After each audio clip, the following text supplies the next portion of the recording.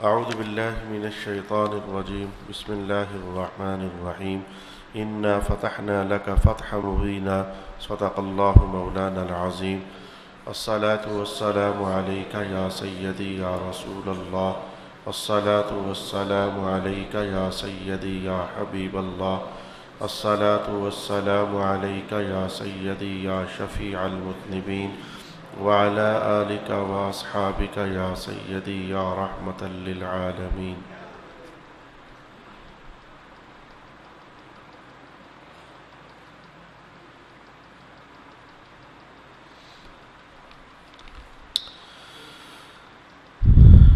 اے رسول مکرم، ہم نے آپ کے لیے کھلی ہوئی فتح عطا فرمائی۔ صدق اللہ مولانا العظیم۔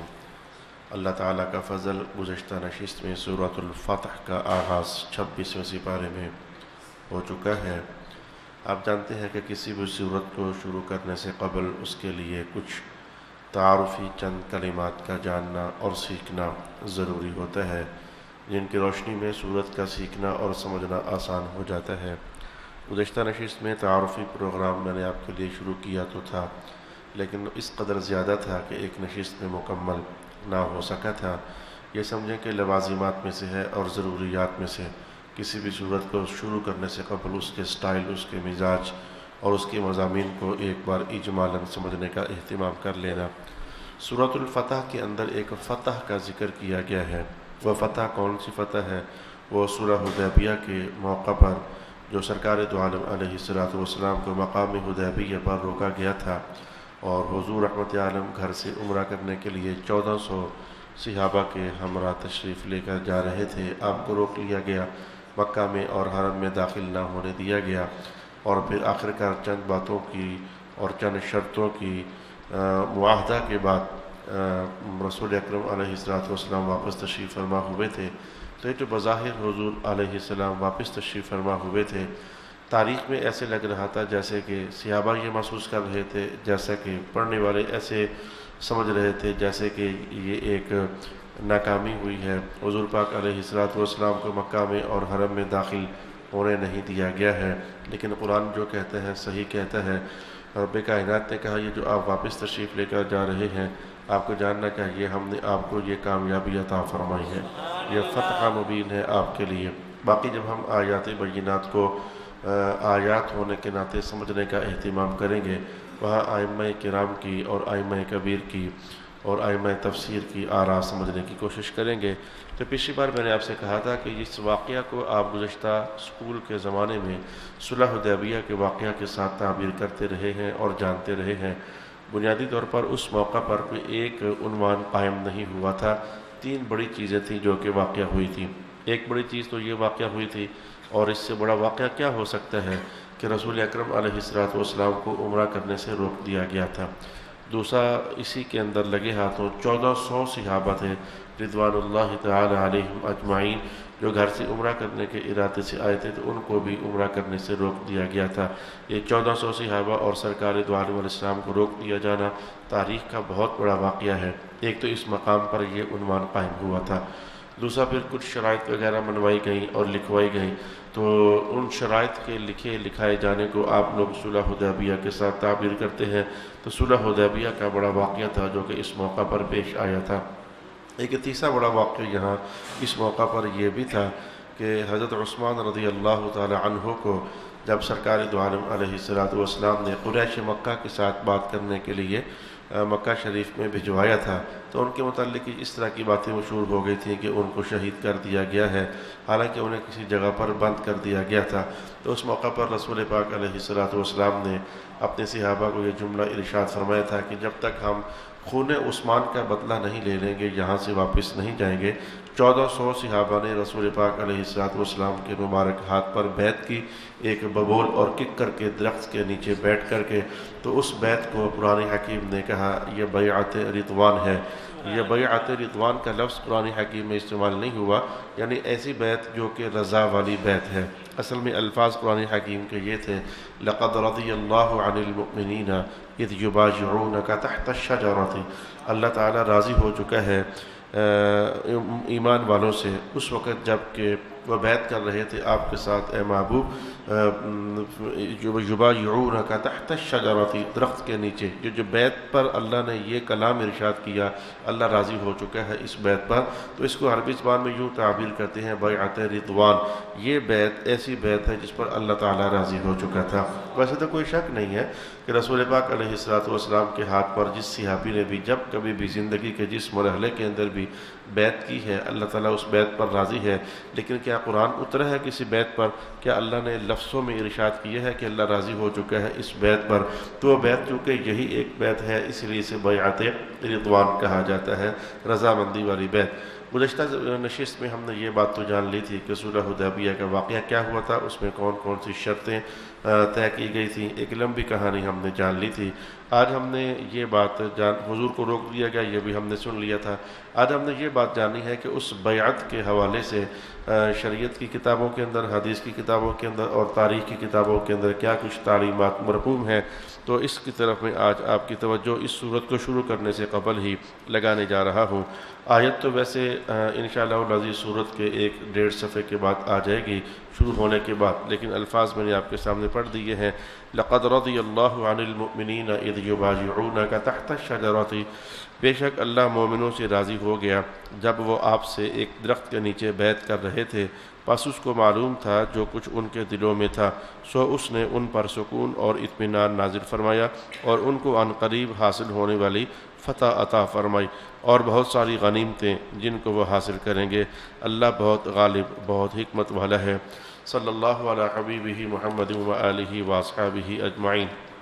یہ بیعت رضوان کا عنوان کافی حد تک مسلمان جانتے بھی ہیں، لیکن کیونکہ اس وقت میری ذمہ داری میں ہے اس لیے میں اس کو آپ کے لیے بیان کرنا چاہوں گا۔ حضرت عبداللہ ابن عباس فرماتے ہیں کہ جب رسول پاک علیہ السلام 1400 صحابہ کے ساتھ یہاں تشریف فرما ہوئے تھے تو کافر لوگ تو ہمیشہ سے فتنہ اور شر پھیلانے میں پیش رہے ہیں، ان کی پیش قدمی ہمیشہ خیر کے راستے کو روکنے کے لیے رہی ہے۔ تو حضور رحمۃ اللہ علیہ نے احرام باندھا ہوا تھا، عربوں کے ماحول میں خوب اس بات کی آگاہی تھی کہ جو شخص احرام کی حالت میں ہوتا ہے وہ جنگ کرنے کے لیے نہیں آتا ہے۔ دوسرا، رسول پاک علیہ السلام نے 7 کچھ قربانی کے جانور بھی رکھے ہوئے تھے جن کے گلوں میں ہار بھی ڈلے ہوئے تھے، ایک مخصوص نشانی کے طور پر گلوں میں ہار ڈالے جایا کرتے تھے۔ تو وہ قربانی کے وہ جانور بھی رسول پاک علیہ السلام کے ساتھ تھے، جو پھر ایک بار نشانی تھی کہ رسول اللہ علیہ السلام جنگ کے ارادے سے نہیں آئے ہیں، آپ تو عمرہ کرنے کے ارادے سے آئے ہیں۔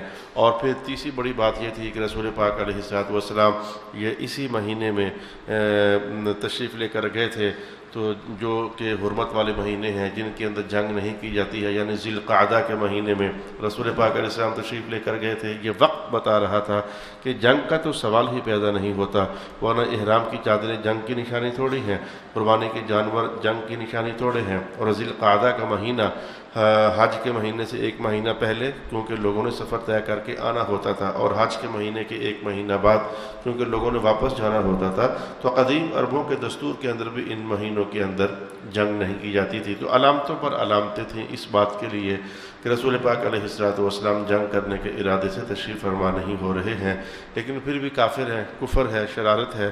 تو انہوں نے حضور کے پڑاؤ کے ارد گرد اپنے 40-50 لڑکے، نوجوان اور بندے ملا کر کے بھجوا دیے۔ چاہتے یہ تھے کہ جنگ کی آگ بھڑکے اور ہم نعوذ باللہ العزیز لڑائی شروع ہو تو رسول پاک علیہ السلام کو عربستان کے قبیلوں کے اندر بدنام کرنے کی کوشش کریں کہ دیکھو حرمت والے مہینوں میں جنگ کرتے ہیں، احرام کی چادریں باندھ کر تو پھر یہ جنگ کر رہے ہیں، اور قربانی کے جانور ساتھ لائے ہوئے ہیں تو پھر بھی جنگ کرنے سے رکے نہیں ہیں۔ ان کا ایک منصوبہ تھا، اس منصوبے کے تحت انہوں نے 40-50 بندوں کو رسول پاک علیہ السلام کے اس قافلے کی طرف روانہ کر دیا، اور وہ آئے تو انہوں نے آ کر کوئی کسر نہ چھوڑی، کبھی ادھر سے پتھر پھینکتے، کبھی ادھر سے پتھر پھینکتے، اور کبھی ادھر سے تیر مارتے، کبھی ادھر سے تیر مارتے، لیکن صحابہ سارے کے سارے پیکر اطاعت تھے، مجسم اطاعت تھے۔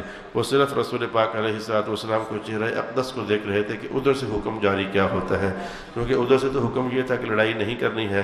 جب ان کی شرارتیں بڑی، کبھی ادھر گھوم کر آتے 40-50 بندے، کبھی قافلے کے ادھر آتے، تو رسول پاک علیہ السلام نے بس اتنا ہی ارشاد کیا کہ ذہن کو پکڑ کر لاؤ، یہ چاہتے کیا ہے، تو وہ تو کچھ نہ بگاڑ سکے۔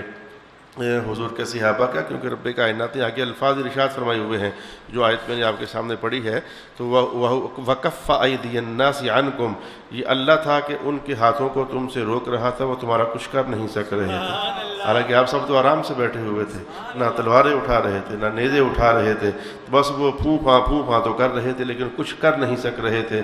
تو دو چار شعر اٹھے پھر حضور کے صحابہ میں سے، انہوں نے ان میں سے اکثر کو پکڑا اور پکڑ کر حضور کے سامنے پیش کر دیا۔ اب رسول پاک علیہ الصلوۃ والسلام نے اس موقع پر، یعنی آپ نے پہلا نور ان پر ڈالا اور فرمایا کہ اچھا تم جو بھی کرنے آئے تھے تو ہم تمہیں کچھ بھی نہیں کہتے، حالانکہ پکڑ ہم نے تمہیں لیا ہے، لیکن جاؤ تمہیں ہم معاف کر دیتے ہیں۔ یعنی حضور نے پکڑتے ہی جو سب سے پہلا کام کیا تو ان کو معاف کر دیا۔ پھر رسول پاک علیہ الصلوۃ والسلام نے جناب عمر سے کہا کہ ایسا کریں کہ آپ ذرا جائیں پتہ کر کے کہ یہ کیا چاہتے ہیں، کیوں اس طرح کی حرکتیں کر رہے ہیں۔ آج جناب عمر رضی اللہ تعالیٰ عنہ، اصل میں پیچھے تو اللہ کا حکم چل رہا تھا، جناب عمر کہنے لگے یا رسول اللہ کافی عرصہ ہو گیا مکہ چھوڑے ہوئے، اب تو وہ جو میرے کنبے قبیلے والے تھے عدی بن کعب کی اولادیں، اب تو وہ بھی نہیں رہی ہیں، تو کچھ اللہ کے حوالے ہو گئے تو کچھ آگے پیچھے چلے گئے۔ یا رسول اللہ اگر میں جاتا ہوں تو آپ کو پتہ میں ان کو بڑے ٹیکے لگا کر نکلا تھا مکہ سے، یہ الفاظ میں دوسری حدیثوں سے اٹھا کر یہاں رکھ رہا ہوں، تو اب ان کی دشمنی تو میرے ساتھ بڑی ہے، مجھ سے ڈرتے بھی ہیں، میں نے مارا بھی ان کو بڑا ہوا ہے، ڈرتے ہیں مجھ سے، لیکن اب یہ میں اکیلا جاؤں گا تو ان کے لیے موقع بن جائے گا کہ کوئی ہنگامہ کھڑا کر دیں۔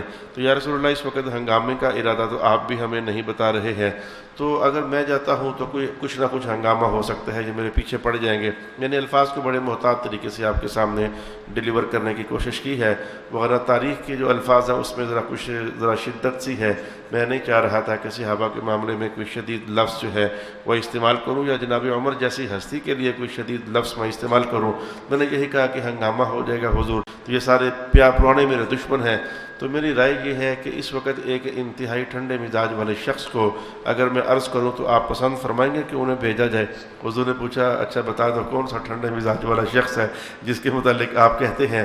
تو کہا حضور میری رائے یہ ہے کہ آج حضرت عثمان کو بھیجا جائے اور وہ جا کر کے سفارت کاری کر کے آئیں اور ان سے بات چیت کر کے آئیں، ادھر کی حالات ان کو جا کر بتائیں کہ بھئی ہم لڑنے وغیرہ کے لیے نہیں آئے ہیں، ہم تو عمرہ کرنے کے لیے آئے ہیں۔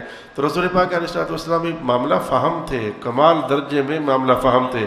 یہ لفظ میں نے حالانکہ بولے پھر بھی کم لگ رہے ہیں، حضور اس سے بھی زیادہ معاملہ فہمی رکھنے والے تھے۔ تو رسول پاک علیہ الصلوۃ والسلام نے کہا چلو ایسا کرتے ہیں کہ عثمان کو بھجوا دیتے ہیں، اگر آپ محسوس کرتے ہو کہ آپ کے جانب میں ہنگامہ ہو جائے گا جناب عثمان کو بھجوا دیتے ہیں۔ جناب عثمان ابن عفان رضی اللہ تعالی عنہ کو سرکار دو عالم علیہ الصلوۃ والسلام نے بیت اللہ شریف کی طرف قریش مکہ سے ملاقات کرنے کے لیے اور گفت و شنید کرنے کے لیے روانہ فرما دیا۔ تو جب آپ حرم مکہ میں داخل ہوئے تو سعید بن عاص سے ملاقات ہوئی اور اس نے کہا کہ میں آپ کو اپنی پناہ میں لیتا ہوں۔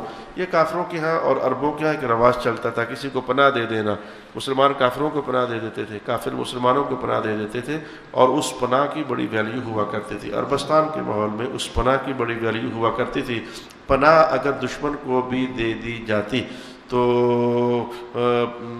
دونوں فریق اس دشمن کی دی ہوئی پناہ کو بھی قبول کیا کرتے تھے۔ جناب حضرت علی المرتضیٰ رضی اللہ تعالیٰ عنہ کی ایک ہمشیرہ محترمہ تھی، انہوں نے کسی موقع پر ایک کافر کو پناہ دے دی تھی۔ جناب علی نے کہا میں کرتا ہوں ترا اس کا بندوبست۔ وہ جلدی سے حضور کے پاس آ گئی، کہا یا رسول اللہ میں نے پناہ دی اور بھائی کہتے ہیں بندوبست کرتا ہوں۔ رسول پاک علیہ الصلوۃ والسلام نے کہا نہیں، وہ بندوبست نہیں کرے گا، جس کو علی کی بہن نے پناہ دے دی اس کو محمد نے پناہ دے دی ہے۔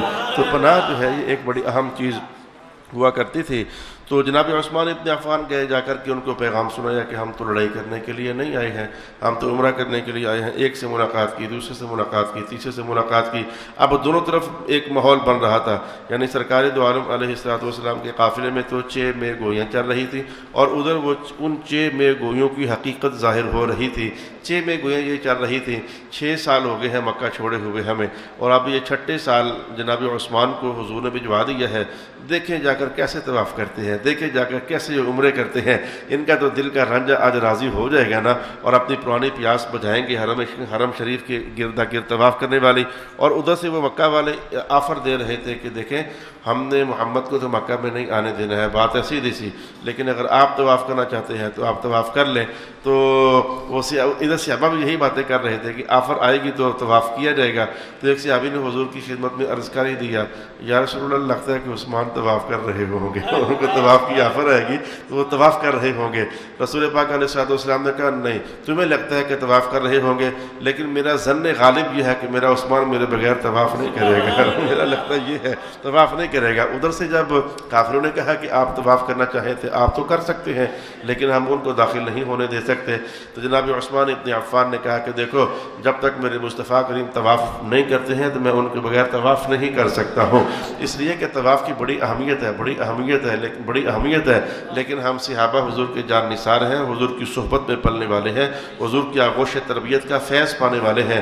ہمیں پتہ ہے کہ عبادات کی اہمیت بھی تبھی ہوتی ہے جب اس میں نگاہ محمد داخل ہو جاتی ہے۔ جب تک مصطفیٰ علیہ السلام کی خوشنودی اور رضامندی اس میں داخل نہیں ہوتی ہے تو یہ عبادات بھی بس چکر اور پھیرے ہی رہ جاتے ہیں۔ تو پھر جب جناب عثمان آخر کار واپس آئے تھے، میں اس حدیث کے 2-4 لفظ پہلے ہی بول دوں، تو صحابہ نے کہا تھا، چونکہ حضور فرما رہے تھے کہ انہوں نے طواف نہیں کیا ہوگا، میرا ظن غالب یہ ہے۔ صحابہ کہہ رہے تھے کہ حضور کر لیا ہوگا، کوئی رکاوٹ ہی نہیں ہے، کوئی معنی ہی نہیں ہے، تو کیوں نہ کریں گے بھلا وہ۔ تو صحابہ نے ان سے آتے ہی پوچھا طواف کیا ہے کہ نہیں کیا؟ کہا انہوں نے تو ایک بار کہا تھا، اگر میں پورا سال وہاں رکتا اور سال میں بار بار مجھے وہ کہتے عثمان طواف کرنا ہے تو طواف کر لو، حرم کے سامنے سال بھر بیٹھ کر بھی جب تک میرے حضور طواف نہ کرتے میں نے طواف کوئی نہیں کرنا تھا۔ تب صحابہ نے کہا تھا یا رسول اللہ آپ کتنا خوش گمانی کرنے والے ہیں، اور ہم نے کتنی ان کے خلاف بدگمانی کر لی۔ جناب عثمان نے بھی کہا تھا کہ تم میرے خلاف گمان کر رہے تھے، اور رسول پاک علیہ السلام کتنے خوش گمانی کرنے والے تھے۔ تب سب صحابہ نے کہا تھا رسول اللہ جو کہتے ہیں اللہ کے کہنے ہی سے کہتے ہیں، صلی اللہ علی حبیبہ محمد وعلی آلہ واصحابہ اجمعین۔ اچھا، جناب عثمان نے جب طواف کرنے سے انکار کر دیا تو انہوں نے کسی وجہ سے پکڑ کر کے آپ جناب کو کسی گھر میں بند کر دیا اور خبر الٹی بھجوا دی کہ آپ شہید کر دیے گئے ہیں۔ رسول پاک علیہ السلام نے صحابہ سے کہا ذرا اکٹھے ہو جائیں اور بیعت کرنی ہے کہ جب تک اگر واقعی شہید کر دیے گئے ہیں جب تک ان کے خون کا بدلہ ہم نہیں لے لیں گے تو یہاں سے ہم واپس نہیں جائیں گے۔ اس موقع پر درخت کے نیچے صحابہ باری آ رہے تھے، کچھ صحابہ یہ کلمات ادا کر رہے تھے، حضور ہم آخری سانس تک آپ کا ساتھ نہیں چھوڑیں گے، اور کچھ صحابہ اسی عنوان کو ان لفظوں میں بیان کر رہے تھے، حضور ہم موت قبول کر لیں گے لیکن آپ کا ساتھ نہیں چھوڑیں گے۔ یہ اصل میں یہ بحث ہوئی ہے کہ یہ موت قبول کرنے تک بیعت تھی یا یہ تھا کہ آپ کا ساتھ نہ چھوڑیں گے یہاں تک بیعت تھی۔ عنوان پیچھے ایک ہی تھا، لیکن ہر صحابی کے انداز کا بیان کا انداز اپنا تھا، اور اس وقت اس قدر گرم جوشی پائی جا رہی تھی۔ ایک تو وہ طلب تھی اور تڑپ تھی کہ ہم نے طواف کرنا ہے، دوسرا بے جا روک دیا جانا تھا کہ ہمیں روکا کیوں گیا ہے حالانکہ ہم لڑنے کے لیے تو آئے ہی نہیں ہیں، اور تیسرا یہ کہ بھی ہمارے بھیجے ہوئے سفیر کو بھی شہید کر دیا، اور پھر حضور فرما رہے ہیں کہ بیعت کرو میرے ہاتھ پر۔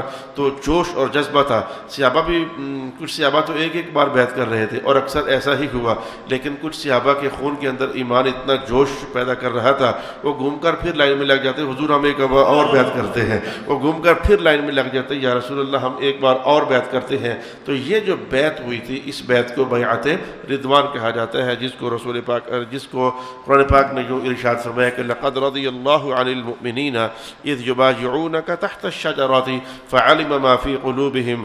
اچھا، تو یہ اس کے بعد میں عرض کرنا چاہوں گا کہ چونکہ عثمان ابن عفان اس بیعت میں شریک نہیں تھے، میں ایک باریک سی بات عرض کرنا چاہتا ہوں، جناب عثمان ابن عفان اس بیعت میں شریک نہیں تھے۔ ان کے بارے میں تو یہ مشہور تھا کہ مکہ میں ہیں تو ادھر ان کو شہید کر دیا گیا ہے، تو رسول پاک علیہ السلام پر اللہ اللہ اللہ اللہ، اے میرے اللہ کریم میں وہ حدیث کے الفاظ کہنے لگا ہوں اپنے بندوں کا دل خود ہی کھول دے، جو میں جس بات تک ان کو لے کر جانا چاہتا ہوں۔ یہاں پر کچھ غلط لوگوں نے الٹی سیدھی باتیں ہانکنا شروع کر دیں اور کہا کہ حضور بیعت لے رہے ہیں۔ پتہ اگر حضور کو ہوتا کہ جناب عثمان زندہ ہے تو بیعت لیتے ہی کیوں؟ باتیں کوئی اور چل رہی ہیں، شرارت کرنے والوں نے یہ جملہ بول دیا، حضور کو یہی تو ہم کہتے ہیں کہ حضور کا پتہ کوئی نہیں ہوتا، پتہ ہوتا تو حضور کہتے ہیں شہید کو نہیں، وہ ایسے لگے ہوئے جھوٹ بول رہے ہیں۔ میں کہتا ہوں اگر پتہ نہیں تھا تو ذرا حدیث کے ان الفاظ کا کیا کرو گے؟ رسول پاک علیہ السلام نے جب سب صحابہ کی بیعت لے لی نا تو آپ حضور نے کہا کہ اب دیکھنا ایک اور بیعت ہونے لگے، حضور وہ کون سی؟ آپ نے ہاتھ آگے بڑھایا، کہا یہ عثمان کا ہاتھ ہے، اور پھر آپ نے حضور نے اپنا دوسرا ہاتھ اس پر لگایا، کہا یہ میرا ہاتھ ہے اور میں عثمان کی بیعت لے رہا ہوں۔ میاں بیعت زندہ لوگوں کی لی جاتی ہے، فوت شدہ لوگوں کی نہیں لی جاتی ہے۔ ایک بار نہیں، دو بار نہیں، تین بار نہیں، پیچھے بھی میں نے اشارہ دیا ہے، عنقریب پھر اشارہ آ جائے گا کہ یہ جو کچھ ہو رہا تھا اللہ کے حکم سے ہو رہا تھا، اور یہ جو کچھ ہو رہا تھا اللہ تعالیٰ کے فرمان پر ہو رہا تھا۔ وگرنہ ہمارے مشائخ ارشاد فرماتے ہیں کہ اگر جناب رسول پاک علیہ السلام کو نہیں پتہ تھا، مثلا نہیں پتہ تھا نعوذ باللہ کہ جناب عثمان شہید ہو گئے ہیں کہ نہیں ہو گئے، اور حضور ادھر بیٹھ کر بیعت لے رہے ہیں کہ ان کے خون کا بدلہ لے کر جائیں گے، تو اللہ کو تو پتہ تھا کہ نہیں پتہ تھا اللہ کو بھی کہ وہ شہید نہیں ہوئے ہیں، تو رب کائنات کتنی کچھ دیر لگتی ہے، کچھ 6 مہینے تو نہیں لگتے ہیں آسمان سے وہی آنے میں، پل لگتا ہے۔ جناب جبرائیل پہنچے ہوتے ہیں بارگاہ رسالت میں، تو اللہ کریم جناب جبرائیل کو بھجواتا ہے، محبوب ایسے جھوٹ بول رہے ہیں، یہ جو ہے نا جناب عثمان شہید نہیں ہوئے ہیں۔ اگر جو اعتراض رسول اللہ پر کر رہے ہو تو کیا اللہ تعالیٰ پر بھی وہی اعتراض کر دو گے؟ اللہ تو جاننے والا تھا، اس نے وہی کیوں نازل نہیں فرما دی، جبکہ بات بات پر وہی آیا کرتی تھی، 2 آیتوں کی وہی آئی ہے، ایک آیت کی وہی آئی ہے، تو آج بھی آ جاتی وہی، اور اللہ تعالیٰ فرما دیتا کہ کوئی نہیں، یہ جھوٹ بول رہے ہیں محبوب۔ کافر حضور کی بارگاہ سے منافقین، اذا جاءک المنافقون قالوا نشهد انک لرسول اللہ، صرف حضور کی بارگاہ کا پھیرا لگا کر واپس چلے جائیں تو قرآن نازل ہوتا ہے، ماننے نہیں آئے تھے، پھیرا ہی مارنے آئے تھے۔ وہ تو قرآن تو اتنی ادائیں وہی بن کر کے تو حضور کی وجود اقدس پر نازل ہو جائے تو اتنا بڑا واقعہ حضور کی ذات پر تہمت لگ سک رہی ہے کہ حضور کو پتہ ہی نہیں تھا، تبھی تو بیعت لے رہے تھے، تو کیا آسمان سے وہی کا اترنا پھر حق بنتا نہیں تھا؟ خیر اس طرح کی الٹی باتیں الحمدللہ تعالی ہم اہل سنت کا مذہب نہیں سوچتے ہیں، یا جو کسی مرد قلندر کے پاؤں میں بیٹھنے والا شخص ہوتا ہے وہ الٹی باتیں اس طرح کی نہیں سوچتا ہے۔ اچھا ہم آگے بڑھ جانا چاہیں گے، تو اس بیعت کے بعد ایک چیز میں عرض کرنے جا رہا ہوں کہ مصر کے کچھ لوگ، کسی اور زمانے کی بات ہے، مصر کے کچھ لوگ ایک بار حج کرنے کے لیے آئے، تو کچھ لوگوں کا ایک مجمع بیٹھا ہوا تھا، ان میں سے ایک بوڑھا شخص بھی بیٹھا ہوا تھا، تو مصر کے لوگوں نے کہا کہ یہ اس مجمع کے اندر جو بوڑھا شخص ہے یہ کون ہے؟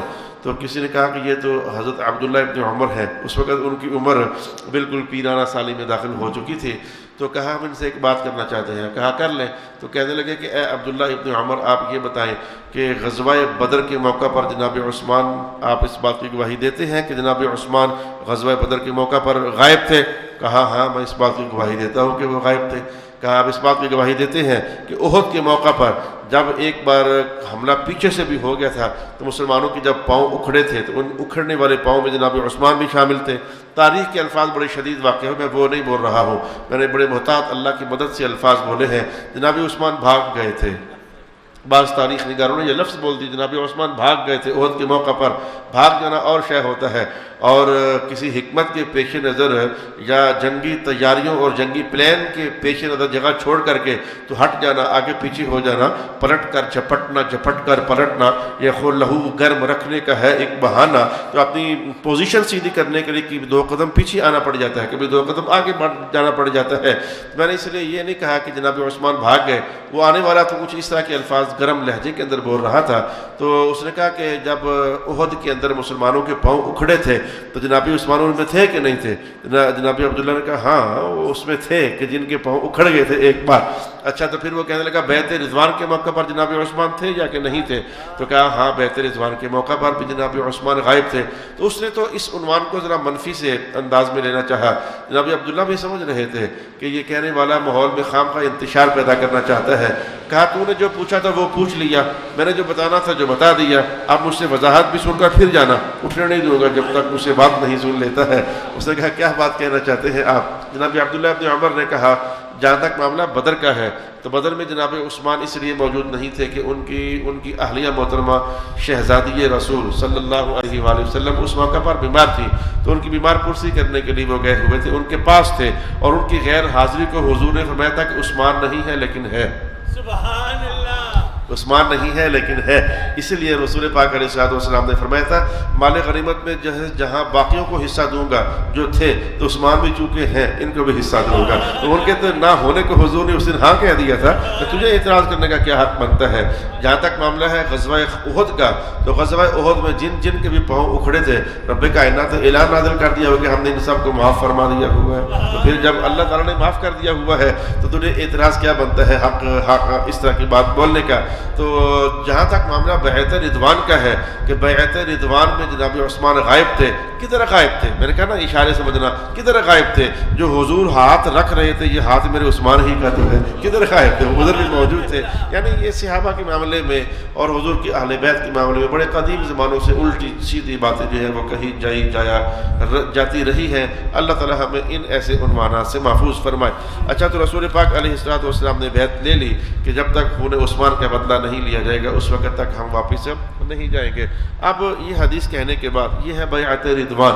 اس حدیث کے کہنے کے بعد اب میں آپ کی خدمت میں عرض کرنا چاہتا ہوں کہ سرکار دو عالم علیہ الصلوۃ والسلام جب سن 6 ہجری میں عمرہ کرنے کے لیے تشریف لے کر جا رہے تھے تو اس کے پیچھے واقعہ کیا ہوا تھا؟ سن 6 ہجری میں ہی رسول پاک علیہ الصلوۃ والسلام کیوں گئے تھے؟ اس کی ایک بات میں نے پچھلی نشست میں آپ کی خدمت میں عرض کی تھی۔ پہلا سال، دوسرا سال، تیسرا سال، چوتھا سال، 5واں سال، ابھی پچھلے ہی سال غزوہ خندق ہوئی تھی سن 5 ہجری میں، ابھی پچھلے سال ہی غزوہ خندق ہوا تھا جس کو غزوۃ الاحزاب بھی کہا جاتا ہے۔ تو مسلسل رسول پاک علیہ الصلوۃ والسلام حالت جنگ میں رہے اور حالت جنگ میں رہنے کی وجہ سے آپ حرم شریف میں تشریف لے کر نہیں جا سکے تھے۔ اور پھر اب اللہ کریم نے جب یہ آیتیں نازل کر دی کہ حضور نے ایک خواب دیکھا، سورہ حدیبیہ کے پیچھے اس سفر کے شروع کرنے کے پہلے ایک خواب رب کائنات نے رسول پاک علیہ الصلوۃ والسلام کو دکھایا جس میں بڑے امن کے ساتھ اور بڑی سلامتی کے ساتھ حضور حرم کعبہ میں داخل ہو رہے ہیں اور عمرہ فرما رہے ہیں۔ تو چونکہ وہ 5.5 سال کی بے قراری مسلسل حرم شریف سے وہ حضور کا تشریف لے کر نہ جانا، پھر خواب کا آپ پر نزول ہو جانا، اور پھر یہ تھا کہ حضور نگاہ نبوت سے دیکھ رہے تھے کہ 2 ہجری کے اندر بھی جنگ ہے، 3 ہجری کے اندر بھی جنگ ہے، 5 کے اندر بھی جنگ ہے، 4 ہجری جو ہے یہ کافر پورا سال تیاری کرتے رہے تھے، تو 6 سال جو ہجرت کا تھا رسول اللہ علیہ السلام کو دکھا دیا گیا تھا اس میں جنگ نہیں ہے۔ تو حضور رحمت عالم علیہ السلام نے ادھر محبت کی بے قراری، طواف کا اور عمرہ کرنے کا وہ ایمان کا جوش، اور ادھر سے اس سال جنگ میں نہیں ہے، ادھر سے خواب دیکھ لیا۔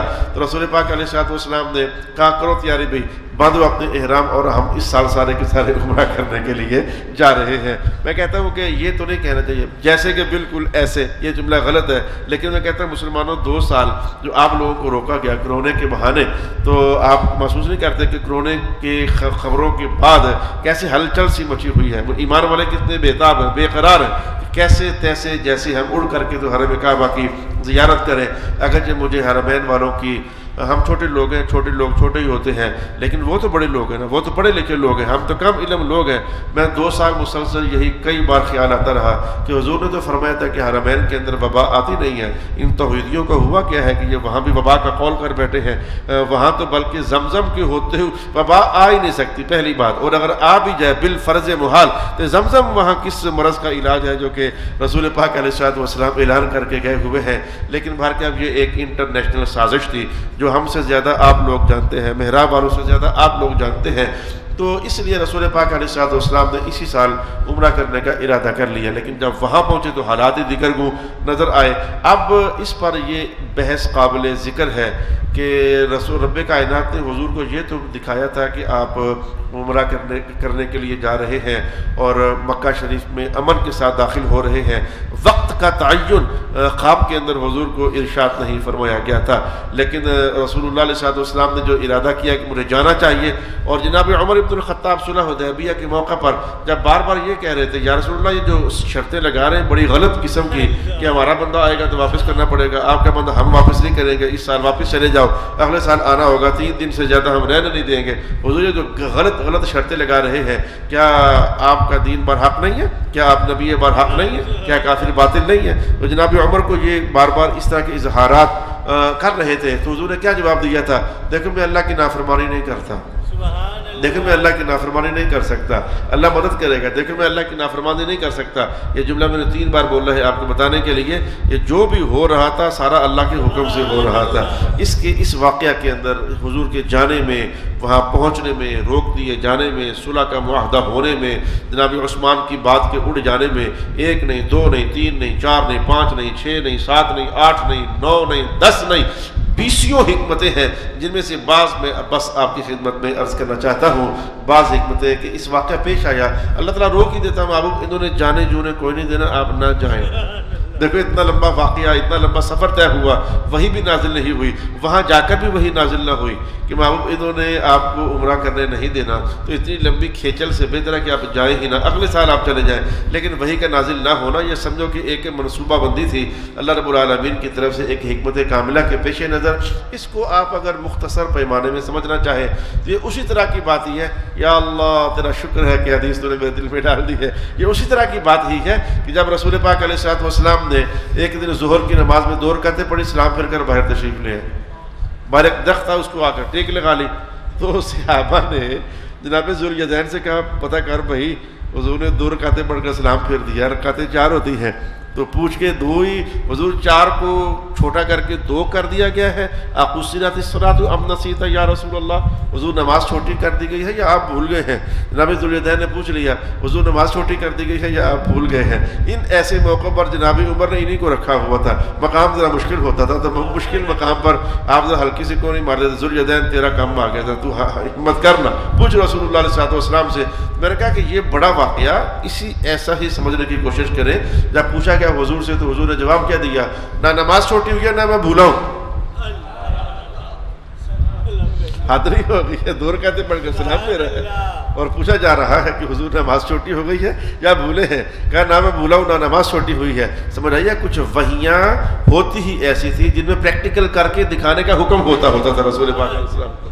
سمجھو کہ یہ کہا جا رہا تھا نماز بھی چھوٹی نہیں ہوئی، بھولا بھی نہیں ہو، تو حضور 2 پڑھ کر سلام پھیرا ہے، جیسے کہ کہا جا رہا تھا آج حکم میں یوں کر کے دکھانا ہے۔ تو بالکل یہ حدیبیہ کا جو موقع ہے یہ بھی کر کے دکھانا ہے کہ اگر کبھی امت کے بندے گھر سے عمرہ کرنے کے لیے نکلیں اور راستے میں کسی وجہ سے روک دیے جائیں، فلائٹ لیٹ ہو گئی ہے، جہاز خراب ہو گیا ہے، بندہ بیمار ہو گیا ہے، کوئی اور ہزاروں پاسپورٹ بندے کا گم ہو گیا ہے، نہیں جا سک رہا آگے، اسے کرنا کیا ہے؟ تو حضور پاک علیہ الصلوۃ والسلام کو حکم تھا چلے پھر یہ کر کے بتا دے کہ کرنا کیا ہے۔ تو رسول پاک علیہ الصلوۃ والسلام نے پھر اس موقع پر کر کے بتا دیا۔ میں چند ایک حکمت اس واقعہ کی، اللہ کی جاننے کے باوجود نہ روکنا، حضور کا وہاں پہنچانا، چند ایک حکمتیں بس آج آپ کے ساتھ شیئر کرنے جا رہا ہوں جو ائمہ حدیث نے اور ائمہ تفسیر نے مل کر نقل فرمائی ہے۔ الصلاۃ والسلام علیک یا سیدی یا رسول اللہ وعلی آلک واصحابک یا سیدی یا حبیب اللہ۔ ایک حکمت تو یہ ہے کہ حضور کو ایک آیت اتار کر کہ کسی اور موقع پر اعلان کروایا گیا تھا، یہ 8ویں سپارے کی آیت ہے، قل محبوب ان کو بتا دیں انما اتبع ما یوحى الی، میں اسی کی تابعداری کرتا ہوں جو اللہ نے مجھ پر وحی نازل فرمائی ہوئی ہوتی ہے، لہذا میں بولتا ہوں تو وحی کے ساتھ، کرتا ہوں تو وحی کے ساتھ، تو لہذا جو میں کچھ کر رہا ہوں وحی کے ساتھ کر رہا ہوں۔ اور یہ بات میں مختص چھوٹا آدمی کئی سالوں سے آپ کو کہتا چلا آ رہا ہوں کہ حضور جو کچھ کیا کرتے تھے وحی کی تابعداری میں کیا کرتے تھے۔ تو میں جو جملہ کہنا چاہتا ہوں، حکمت ایک یہ تھی کہ بعض کام ہمیں ایسے کرنے پڑ جاتے ہیں، ہم معشر الانبیاء کو بعض کام ایسے کرنے پڑ جاتے ہیں، لوگوں تمہیں سمجھ آئیں یا نہ آئیں لیکن ہم نے اللہ کے حکم میں وہ کام کرنے ہوتے ہیں۔ جیسے جناب موسیٰ علیہ السلام تو کہہ رہے تھے بچہ قتل کر دیا آپ نے ان کی دیوار بنا دی ہے، مہمان نوازی تو انہوں نے ہماری کی نہیں ہے، آپ نے یہ کر دیا ہے، آپ نے وہ کر دیا ہے۔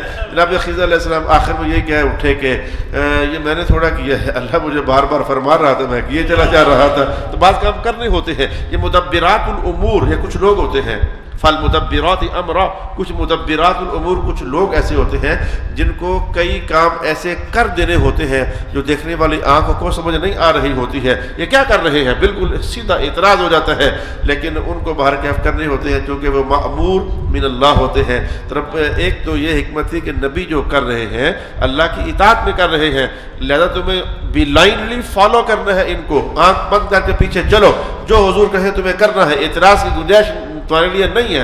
تبھی تو جناب عمر کیا فرماتے تھے، وہ جو میں نے اس دن جلدی میں سوال کیے تھے رسول پاک علیہ الصلوۃ والسلام سے، بار بار پوچھتا تھا، تو بعد میں جب راز کھلا تو بات تو وہی تھی جو حضور کہہ رہے تھے، ٹھیک تو وہی تھا۔ میں کتنا زمانہ تھا کہ بہت سارے اعمال صالحہ کرتا رہا تو جو کہ میری اس جلد بازی کا ازالہ بن گیا۔ میں نے جلد بازی کیوں پوچھا رسول پاک صلی اللہ علیہ وآلہ وسلم سے۔ میں اور حکمت یہ کہنا چاہتا ہوں کہ کیا یہ کم بات ہے کہ آج جو بیعت ہو رہی تھی، رب کائنات قیامت تک مہر لگا دی، اللہ اس بیعت پر بڑا ہی راضی ہے۔ آج جو اور بیعت بھی کون سی؟ جناب عثمان شہید ہو گئے ہیں، خون کا بدلہ لینا ہے. یہ پری پلان کیس تھا، یہ نہیں تھا کہ حضور کو پتہ تھا کہ پتہ نہیں تھا. وغیرہ اللہ تعالیٰ کہہ رہا ہے لقد رضی اللہ، اللہ تو راضی ہے اس بیعت پر. مولا جناب عثمان شہید ہوئے ہی نہیں، آپ راضی ہیں؟ بیعت کدھر ہو رہی ہے؟ وہ تو شہید ہی نہیں ہوئے ہیں. اعتراض چاہتا ہے کہ نہیں اللہ تعالیٰ کی طرف، لیکن ہے کسی ایمان والے کے اندر مجال کہ اللہ پر اعتراض کرے. اگر ادھر اعتراض کرنے کی مجال نہیں ہے، ایمان خراب ہو جائے گا. اللہ کی قسم ادھر بھی ایمان ہی خراب ہو جائے گا. جب حضور فرما رہے ہیں کہ میں اللہ کی نافرمانی نہیں کر سکتا ہوں، جو کچھ کر رہا ہوں اللہ تعالیٰ کی اطاعت میں کر رہا ہوں. اس موقع پر رب کائنات یہ جو بیعت ہوئی جناب عثمان کی کتنی شان قیامت تک مسلمانوں کے لیے ظاہر کر دی کہ ان کے قصاص لینے کے لیے 1400 لوگوں کو رب کائنات نے حضور کے ہاتھ پر لائن میں کھڑا کر دیا. بیعت کرو. جناب عثمان کے خون کی کوئی آخر قیمت قدر و منزلت مقام تھا نا جو آج ظاہر کیا جا رہا تھا. ایک عثمان شہید ہونے 1400 بندوں کو لائن میں لگنا پڑے گا تاکہ ان کے خون کے تقدس کا حساب لینے کے لیے حضور کے ہاتھ پر بیعت کرنی پڑے گی. کتنا ان کا مقام بلند پہلے بھی تھا، مزید بلند ہوا. رتبہ ان کا اونچا پہلے بھی تھا، مزید اونچا ہوا.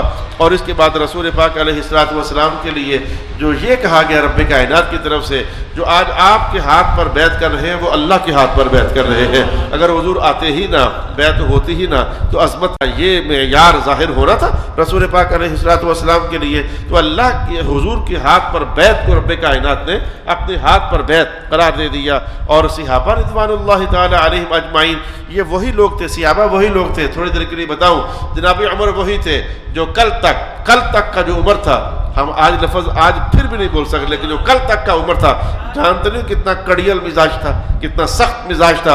کوئی ذرا سامنے آئے سے ہی کٹ کر اسے گرنا پڑے گا. کل تک کا جو عمر تھا، اتنا سخت مزاج عمر تھا کہ جناب رسول اللہ پر ہاتھ ڈالنے کے لیے گھر سے نکل پڑے تھے. تو ایک صحابی ان میں سے ایسے تھے کہ لڑتے تو 40 سال تک لڑتے رہتے، زمانہ کفر میں، زمانہ جہالت میں. تاریخ اس بات کی گواہ ہے.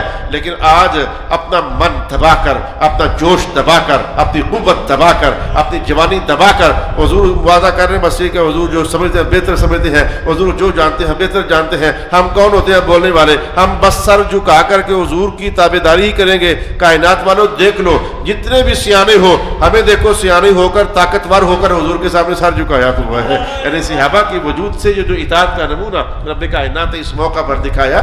وغیرہ اگر جناب عمر کا جوش تھا تو جوش اوروں کا بھی تھا.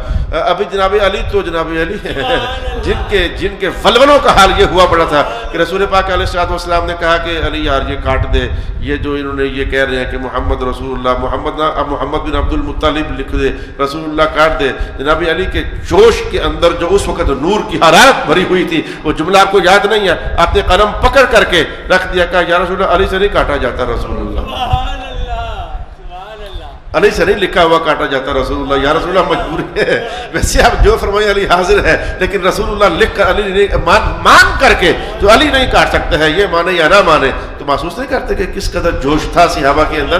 لیکن یہ ہے کہ انہوں نے اپنا سر جھکا کر کے تو قیامت تک کے لیے تاریخ رقم کر دی. اور یہ اگر آج واقعہ نہ ہوتا تو یہ معرکۃ الآراء اطاعت کا نمونہ سامنے آنا تھا. ایک یہ حکمت ہے جو کہ ارشاد فرمائی گئی، اور دوسری یہ کہ بس یہ بات ادھر کو چھوڑ دو، ادھر کی ہے ادھر ہی چھوڑ دو. اس بات کو بڑی جگہ پر نہیں لے جایا جا سکتا. بڑی جگہ سے ان لوگوں نے یہ بات سیکھی ہے جن کو ہم درویش، قطب، قلندر کہتے ہیں. ان لوگوں نے بڑی جگہ سے یہ بات سیکھی ہے. جتن ہر کوئی کھیڑے ہارن کھیڑ فقیرہ، جتن دامل کوڈی پیندہ ہارن دامل ہیرا. یہ ادھر سے ادھر نہیں گئی، ادھر سے بات ادھر آئی ہوئی ہے. لیکن آج بظاہر تو صحابہ کچھ ایسے سائن کر کے جا رہے تھے حضور کی معیت میں کہ جو ان کے خلاف تھا سارا، جیسے کہ ہار کر جا رہے ہیں، جیسے کہ دب کر جا رہے ہیں. لیکن آج آئے تھے تو 1400 آئے تھے. رب کائنات نے کہا ہماری اطاعت میں واپس جا رہے ہو نا. 1 سال گزرا، ٹھیک 8 ہجری کو، یہ 6 ہجری کی بات ہے، اگلے سال عمرہ پھر ہوا جو آج چھوٹا تھا. لیکن جب 8 ہجری کو مکہ میں داخل ہو رہے تھے تو آج 1400 نہیں تھے بلکہ 10,000 صحابہ حضور کے ساتھ جا رہے تھے. مانا یہ تھا کہ اللہ نے فتوحات کھول دی. رب کائنات نے وعدہ کیا تھا، کر دکھایا. انا فتحنا لک فتحا مبینا. بابو آپ جو واپس جا رہے ہیں یہ ہار کر تھوڑا جا رہے ہیں، آپ فتح مند ہو کر جا رہے ہیں. آپ کے اس واپس جانے کو دیکھنا، ہم صرف فتح نہیں بنائیں گے، فتوحات کا دروازہ کھول دیں گے. اب آپ جدھر جائیں گے وہ علاقے آپ کے ہو جائیں گے. پھر سن 7 ہجری میں خیبر جیسا علاقہ جو سمجھو کہ اس دور کا امریکہ، یوں کہہ لیں آپ اس دور کا امریکہ، یعنی یہودی غٹ اور شرارتی قسم کے یہودی قلعہ خیبر کے اندر تھے، تو اس دور کا جو امریکہ تھا رب کائنات نے سن 7 ہجری میں حضور کے زیر نگیں کر دیا، محبوب یہ اب آپ کا ہے، خیبر اب آپ کا ہے، یہاں اب آپ کی حکومت چلے گی۔ غزوہ موتا کا علاقہ فتح ہوئی تو رسول پاک صلی اللہ علیہ وسلم کو عطا کر دیا گیا 8 ہجری کو مکہ مرکز کفر،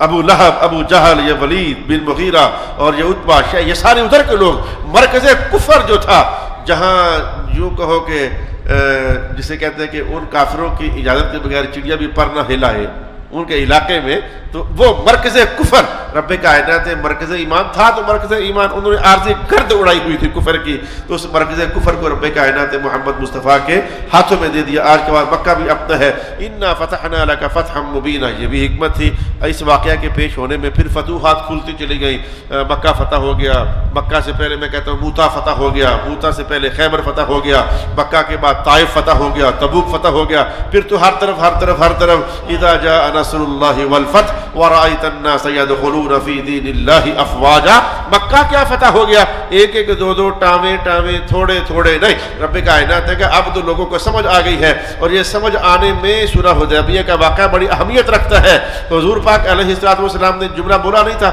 آج میں اللہ کی کسی حرمت کا تقدس پائمال نہیں ہونے دوں گا، حالانکہ حضور طاقت رکھتے تھے، اللہ کی طرف سے قدرت رکھتے تھے، اللہ کی قدرتوں کے امین تھے۔ کبھی اشارہ ہو جاتا اور سوال ہو جاتا اللہ کی بارگاہ میں، اگر بغیر کہے بدر میں فرشتوں کی فوجیں آتی رہی ہیں، بغیر کہے احد میں فرشتوں کی فوجیں آتی رہی ہے، تو آج سوال کر کے منگوائی نہیں جا سکتی تھی، منگوائی جا سکتی تھی، لیکن رسول اللہ کے دکھانے سے وہ دیکھ رہے تھے جہاں کسی اور کی نظر پہنچ نہیں سک رہی تھی۔ یہ کافر چاہتے تھے آج مجمع بھڑکے، ہم شور ڈالیں، اخباروں میں دے دیں، اس دور کی جو خبریں تھی اخباروں میں دے دیں، یہ مسلمان فتنہ پرداز لوگ ہیں۔ رسول اللہ علیہ السلام نے کہا تم جتنا بھی زور لگا لو، محمد تمہاری چالوں کو سمجھتا ہے، محمد تمہاری چالوں کو سمجھتا ہے، تو لہٰذا میں آج یہ فتنہ کی آگ بھڑکنے نہیں دوں گا۔ وہ اطراف عالم میں مسلمانوں کو گندا کرنا چاہتے تھے، لیکن حضور کے صبر اور مصابرے نے ادھر اور ادھر ہر طرف خبریں بتا دی کہ محمد بھی امن کے داعی ہیں اور محمد کے سپاہی بھی امن کے داعی ہیں۔ یہ جو خبر اڑی ادھر پہنچی ادھر پہنچی کہ 50 بندے آئے، تیر پھینکے، پتھر پھینکے، محمد نے پکڑ بھی لیا، چھوڑ دیا، معاف کر دیا، اور بلے بلے محمد لڑنے والے نہیں ہیں، محمد محبت سے دلوں کی تسخیر کرنے والے ہیں۔ تو اس کے بعد پھر واقعات بڑھتے یہاں تک پہنچے وَرَأَيْتَ النَّاسَ يَدْخُلُونَ فِي دِينِ اللَّهِ أَفْوَاجًا۔ محبوب آپ دیکھ رہے ہیں کہ اب 1 نہیں 2 نہیں 3 نہیں 4 نہیں، فوجوں کی فوجیں اسلام میں داخل ہو رہی ہیں۔ یہ بہت بڑی حکمت تھی آج۔ اور پھر رسول پاک علیہ السلام کے رسول اللہ، میں ایک بار میرے بزرگ محترم قبلہ شاہ صاحب اللہ پاک ان کے درجے میں اضافہ فرمائے، انہوں نے گجرخان میں ایک جگہ ٹائم دیا، تو ہم چھوٹا دماغ کیا کریں، وہ بول پڑتا ہے شاعری کی بلا حضور ادھر آپ نے ٹائم دے دیا، بندے ان سے اکٹھے ہوتے نہیں ہیں۔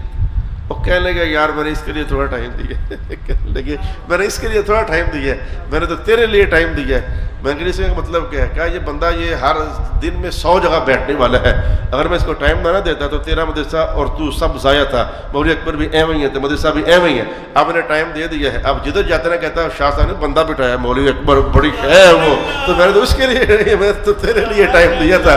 تو یہ جملہ میں آج یہ کہہ رہا ہوں کہ رسول پاک علیہ السلام وہ بار بار جنگ بھڑکا رہے تھے اور حضور بات کو دبا رہے تھے۔ مطلب یہ تھا کہ میں دیکھ رہا ہوں کہ مکہ میں آگ لگی ہوئی ہے، طوفان مچا ہوا ہے، 1 2 خفیہ لوگ مسلمان ہو رہے ہیں۔ اگر میں ادھر اس وقت جنگ کا جواب دے دیتا ہوں تو ان مکہ والوں نے جا کر ان کا تو ستیہ ناش کر دینا ہے، ان کا تو حشر نشر کر دینا ہے۔ لہذا تم جتنی بھی بھڑکاؤ، محمد جنگ کی آگ کو آج بجھائے گا، ان کو بھی بچانا ہے، ماحول کو بھی بچانا ہے، اور جو مکہ میں اسلام قبول کرنے والے ہیں ان کو بھی بچانا ہے۔ وہ بھی میرے ہیں، یہ بھی میرے ہیں، اور اردا گرد میں ابھی اور بھی بڑے میرے ہیں، میں نے تو سب کو دیکھنا ہے۔ کتنے لوگ بعض اوقات ایسا ہوتا وہ لوگوں کے بہکانے پر، الٹی سیدھی باتیں کہنے پر حضور کے پاس آ رہے تھے، یا رسول اللہ بیعت ختم، میں نے آپ سے جو بیعت کی تھی بیعت ختم۔ حضور مسکرا کر کہتے تو کرتا ہے تو کر، میں تو نہیں کرتا۔ وہ پھر آ جاتا ہے، وہ گھوم گھام کر کے حضور بیعت ختم کر رہی ہے میں نے، آپ کہتے تو کرتا تو کر، میں تو نہیں کرتا۔ وہ پھر آ گیا کسی اور وقت، حضور میں نے بیعت ختم کر رہی ہے، کرتے کیوں نہیں آپ؟ تو محمد مصطفیٰ علیہ السلام کا جملہ، محمد جس کا ہاتھ پکڑتا ہے چھوڑنے کے لیے نہیں پکڑتا ہے، بس ہو گیا تب یہ ہو گئی ہے، اب یہ چلے گی تو رسول اللہ ہے صلی اللہ علیہ وسلم۔ اللہ اللہ اللہ اللہ۔ آج بھی معاملہ کافی آگے بڑھ رہا ہے، تو میں اب ایسا کر لیتا ہوں کہ جو تعارف کے اندر بہت ساری باتیں میں نے کہنی تھی، کافی ساری کہہ بھی ڈالی، اب باقاعدہ صورت ابھی باقی ہے، ہم نے سیکھنا ہے اس کو، تو انشاءاللہ پھر اگلے نشست سے ہم انا فتحنا لک فتحا مبینا شروع کریں گے، اور وہاں پھر کچھ باتیں جو مزید رہ گئی ہیں چلو بطور تعارف نہ صحیح بطور حقیقت صحیح، وہ اگلے سبق میں بطور حقیقت ہم ان کو سیکھنے کا اہتمام کریں گے۔ اللہ تعالیٰ میرا اور آپ کا حامی و ناصر ہو، وآخر دعوانا ان الحمدللہ رب العالمین۔